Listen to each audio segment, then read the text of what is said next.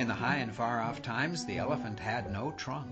He had only a blackish, bulgy nose, as big as a boot, that he could wiggle about from side to side, but he couldn't pick up things with it.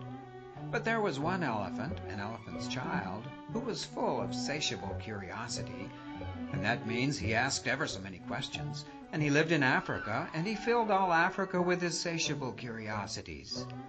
One fine morning he came upon Kolo Bird sitting in the middle of a wait-a-bit thorn bush, and he said, "I am filled with satiable curiosity, and I want to know what the crocodile has for dinner." Then Kolo Bird said with a mournful cry, "Go to the banks of the great gray-green Limpopo River and find out."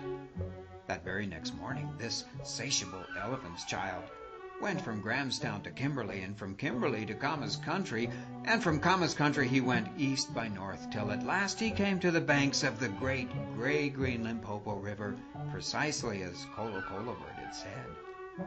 Now you must know and understand that till that very week and day and hour and minute, this satiable elephant's child had never seen a crocodile and did not know what one was like. He walked till he trod on what he thought was a log of wood at the very edge of the great gray-green Limpopo River. But it was really the crocodile. "Excuse me," said the elephant's child most politely, "but do you happen to have seen a crocodile in these promiscuous parts?" Then the crocodile lifted half his tail out of the mud, and the elephant's child stepped back most politely. "Come hither, little one," said the crocodile.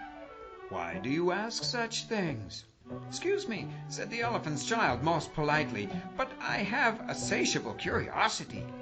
"Come hither, little one," said the crocodile, "for I am the crocodile." Then the elephant's child grew all breathless and panted and kneeled down on the bank and said, "You are the very person I have been looking for all these long days. Will you please tell me what you have for dinner?" "Come hither, little one," said the crocodile, "and I'll whisper." Then the elephant's child put his head down close to the crocodile's musky-tusky mouth, and the crocodile caught him by his little nose, which up to that very weekday, hour and minute had been no bigger than a boot.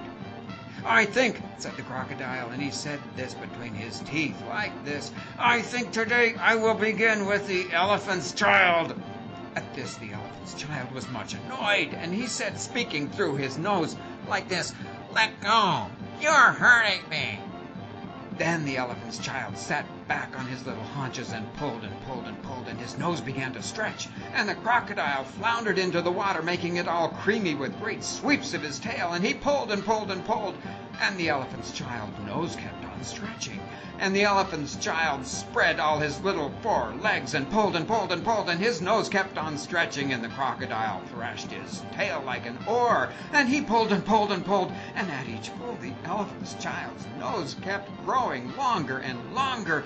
Now the banks of the great gray-green Limpopo River are very slippery at this time of year, and the elephant's child was pulling with all of his might, and so the crocodile took a nasty fall and let go of the elephant's child's nose with a plop that you could hear all up and down the Limpopo River.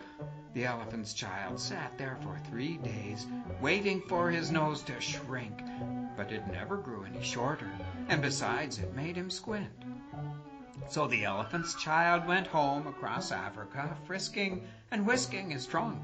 For you will see and understand that the crocodile had pulled it out into a really, truly trunk, same as all elephants have today.